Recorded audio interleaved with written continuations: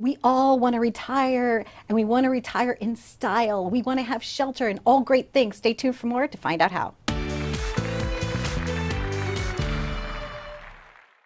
I grew up in St. Louis, and one of my early jobs was working in the compliance department of a company. So I know why it's important to dot your I's and cross your T's. And with us now are Carl and Richard, and we're going to be talking about retirement planning. And they are with Primary Financial Group. Welcome, guys, to the show. How are you? Good. Yeah. Thanks for So, having us. retirement, that's a big topic. Richard, start us off. You know, Donna, it is. Well, first of all, thanks for having us. It's great to be with you. Nice to be with you. And, you know, retirement planning, it's an enormous topic. And it seems to be everywhere. It seems to be in every news feed. It seems to be in the topics of every water cooler conversation that takes place. And our goal today is to hopefully shed a little bit of light on it, about what it is and what it isn't, and maybe give your viewers some additional information. You know, we work for Primary Financial. Mm-hmm. Primary Financial is a full-service financial advising and financial planning organization. We have direct relationships with insurance companies, a broker-dealer, and a whole host of investment advisory services. We feel, though, that the difference that we make isn't necessarily the services that we provide, but it's our philosophy of how we do it. We have a client-centric approach to financial planning that emphasizes not only what clients' resources are, but also what their goals and objectives, and we build the plan moving forward based on that. Retirees kind of have certain challenges, right? What Sure. are some of those things that are maybe typical that you're addressing for them? Oh, well, the biggest challenges retirees face today is really allocation of their portfolio, knowing where the money should be invested, knowing how to spend it is really the biggest factor that we've found this day. So everybody knows how to grow their wealth. Everybody knows their whole life, I got to put money away, I got to put money away. And all of a sudden, in the end, they realize, how do I spend it? How do I spend it in the most tax efficient way? How do I spend it based upon what my expenses are and what my goals are in the future? Because spending the money, if you can allocate, you can kind of think of taxation being one of the biggest expenses people have in retirement. If all my money is in a qualified plan, 401k or an IRA, which most people are familiar with, when that money comes out, it comes out as all your other income for your whole life. It always comes out taxable.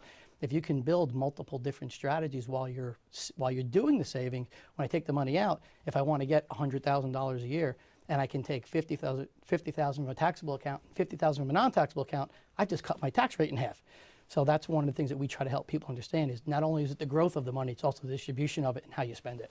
Most people say, well, I'm retired, I should have all my money doing this, or I should have all my money doing that. And when we basically explain what Carl was just talking about, how we have different buckets of capital, different orders of liquidity, we can kind of add that strategy there. It tends to ease their mind a little bit. And during those retiree years, should people make like significant changes, minor changes, like tweaks to their, what should you do? Like we get that question a lot, and there's really not, unfortunately, there's really not a significant change you can make. Okay. You can make minor changes. I mean, if you're not working and adding to your portfolio any longer, then it's really hard to make major changes. I mean, if you're very wealthy, differently, but the average person, they really can't make major changes. But you can make enough changes to make a difference over the long haul, and that's really about the day-to-day management of what am I doing, what am I spending on, looking at budgetary reasons as well as what I'm doing investment-wise. So all that stuff will make a difference in the long haul. Absolutely. I remember growing up, and my dad worked for a company, and they would go on strike every 3 years. And so there was this piggy bank that I had that was actually a lion, and I filled it up with plastic. I filled the whole plastic jar with my coins and everything. And he had been out on strike for like 5 months. And I remember going and taking that lion bank and bringing it to my dad and saying, "Here, I want to help." Right? It was a time of like financial crisis. Right? When you don't have a lot of years to recoup that type of thing, you got to plan ahead. And that's really what you guys are doing. You're helping somebody save in the correct way in order to not have those major pitfalls. Yeah. Yeah, and to your point, absolutely. And I think that one of the potential shortfalls that a client faces in whether it be pre-retirement or in retirement in those years is not looking at finances as a holistic kind of view. Some people say, well, every April I do my taxes. I have an investment advisor over here. I have an insurance guy over here. I have an estate planning attorney over here, where you have to look at them holistically. And it's inside of that view and it's inside of that vantage point where we can add those strategies that would basically, help maybe, I don't want to say, control different risks, but modify them where we could. And that's an example of one of those. Excellent. Yeah, so we always try to work with the client's other advisors and bring them into the fold, because one of the things that we're going to do is I'm going to make a recommendation based upon X, Y, or Z, and I don't want that to throw off what the estate tax guy did or what the accountant did or what anybody else did. So when we try to have those meetings, we try to include all those other people in the room or at least on the phone and say, well, I want to change it this way.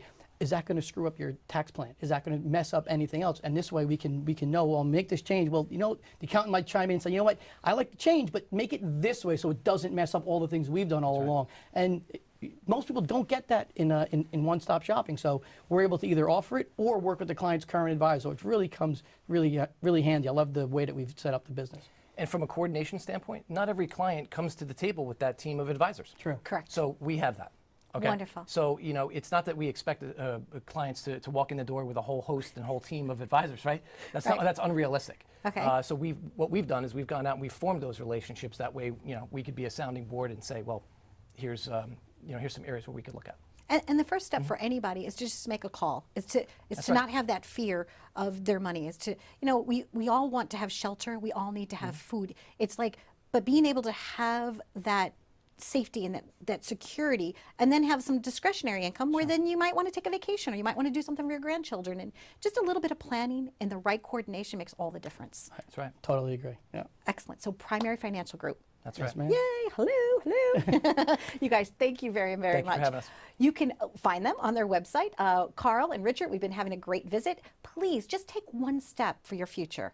Retirement's maybe for me just a moment away. Thanks for watching.